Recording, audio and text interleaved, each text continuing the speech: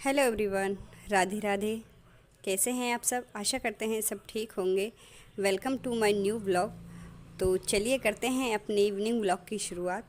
तो आज है मेरे हस्बैंड का बर्थडे, तो हमने उनके बर्थडे के लिए भी थोड़ा सरप्राइज़ रखा है। बाहर से मैं कुछ लेने के लिए नहीं गई थी, तो सोचा बच्चों की डिमांड कर रहे थे कि हम घर पे ही केक बनाएं, तो फिर मैं घर पे ही केक बनाऊंगी। तो उससे पहले फटाफट मैं क्या कर लेती हूँ, सब्ज़ी बना लेती हूँ और फिर उसके बाद रोटियाँ बना लूँगी। तो पहले मैंने सब्ज़ी को तड़का लगा दिया है, आलू गोभी की सब्ज़ी बनाई है। तो मैं बिस्किट से बनाऊँगी क्योंकि टाइम नहीं था, तो फटाफट बच्चों की डिमांड भी बिल्कुल एंड टाइम पे हो गई थी, तो इसलिए मैं फटाफट बिस्किट लेके आ गई थी, चॉकलेट वाले बिस्किट। तो ये 2 तरह के बिस्किट थे, ओरियो वाले और ये चॉकलेट वाले। तो मैं इनके बीच में से क्रीम और जो चॉकलेट होती है मैं उसको अलग निकाल लूँगी कटोरी में। और मैंने ये 4 से 5 पैकेट बिस्किट लिए थे, तो फिर मैं फटाफट से इसको निकाल के इसके बाद इनको छोटे छोटे टुकड़े करके इनको मिक्सी में पीस लूँगी।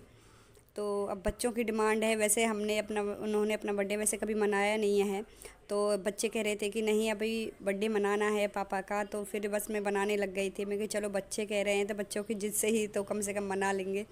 तो मैंने उसको पीस लिया है और इसमें मैंने थोड़ी सी चीनी डाल दी है, 2 चम्मच के करीब, क्योंकि ये पहले से भी थोड़े मीठे होते हैं, तो शुगर थोड़ा अंदाज के अनुसार ही डालनी चाहिए। तो मैंने इसमें डाल दी है और उसके बाद मैंने साइड में कढ़ाई रख दी थी गैस पे, और उसमें थोड़ा सा मैंने नमक ऐसे तले में बिछा दिया है। और इसको मैं पहले फुल फ्लेम पे 5 मिनट के लिए प्री हीट कर लूँगी और फिर उसके बाद मैं एक गैस को स्लो कर दूँगी। तो दूसरी साइड में अपने काम में लगी हुई थी, तो उसका मैंने बना लिया है मिक्सचर। तो फिर उसके बाद मैं इसमें थोड़ा सा दूध डाल के इसको फिर मैं पेस्ट बनाऊंगी इसको थोड़ा गाढ़ा करूंगी। तो इसमें मैंने आधी सी स्पून से भी कम बेकिंग सोडा और बेकिंग पाउडर डाला है, क्योंकि मेरे पास इनो नहीं थी, तो इसलिए मैंने इनको डाल दिया है। और इनको मैं अच्छे से मिक्सी में दूध डाल के अच्छे से घोल बना लूँगी, अच्छे से बना लूँगी इसका मिक्सचर। जैसे ही ये रेडी हो गया है, देखिए ऐसा बनना चाहिए मिक्सचर। उसके बाद मैंने एक कटोरी में घी लगा लिया है और उसको अच्छे से ग्रीस करने के बाद उसमें मैंने ये सारा बैटर डाल दिया है और अच्छे से इसको टैप कर लूँगी। फिर इसके बाद जैसे ही फिर कढ़ाई मेरी हो गई थी प्री हीट पे, मैं इसको अंदर रख दूँगी कढ़ाई में और मैं इसको कम से कम 40 से 45 मिनट तक इसको पकने के लिए छोड़ दूँगी। उसके बाद फिर मैं इसे बीच बीच में देखती रहूँगी। तो फिर बाद में मैंने क्या किया था, जो क्रीम थी और जो चॉकलेट थी, मैंने उसमें थोड़ा सा दूध डाल के इसको अच्छे से इसका पेस्ट बना लूँगी, क्योंकि मेरे पास चॉकलेट भी अवेलेबल नहीं थी। क्योंकि अगर ऐसा डिसाइड होता तो बच्चों का तो मैं पहले ही सामान लेके आती, लेकिन मैं कुछ नहीं लेके आई। तो लेकिन अब बच्चों के मन के लिए करना पड़ेगा। तो यहाँ पे फिर मैं इसका अच्छा सा घोल बना लूँगी, तो ये अच्छा सा बेस बन जाएगा ऊपर बिल लगाने के लिए केक के ऊपर।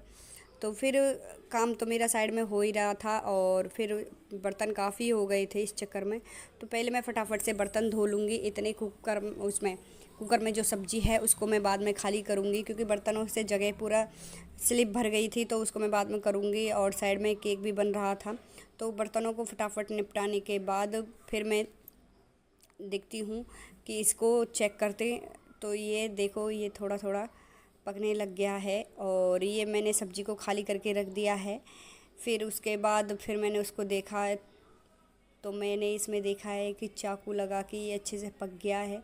तो जैसे मैंने इसमें चाकू डाला, चाकू एकदम साफ़ सुथरा निकला है, इसका मतलब ये अंदर से पक चुका है।